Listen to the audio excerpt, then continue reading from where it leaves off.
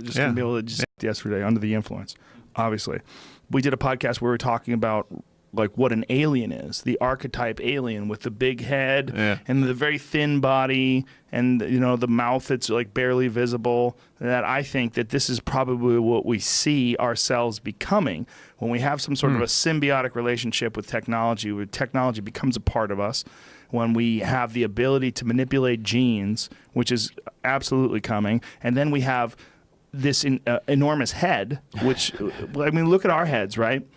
It's not very practical, the enormous head. Neil deGrasse Tyson was talking about this recently. Whipping all over the place. He was talking to Ray Kurzweil in a podcast that I was listening to. Ray Kurzweil, the futurist, and they were talking about the size of a human head, and that a human head could only get so big because of the mortality issue with the mother. Like if the mother could not give birth, the head can only be so big.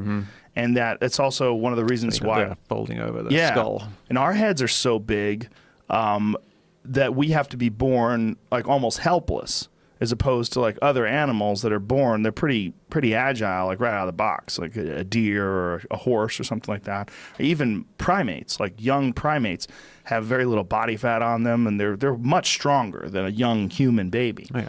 And that the design of the vagina and the head like leaves like little room for advancement in the state that we are now. As far as it can go. But if we move away, I was thinking from vaginas, not nothing wrong with vaginas, ladies.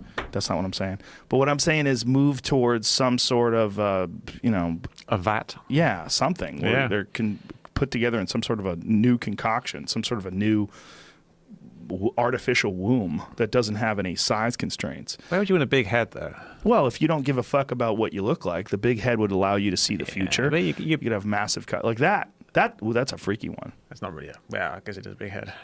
Well, there's that version of the alien, or there's the bodybuilder alien from Prometheus, which seems less likely. That one I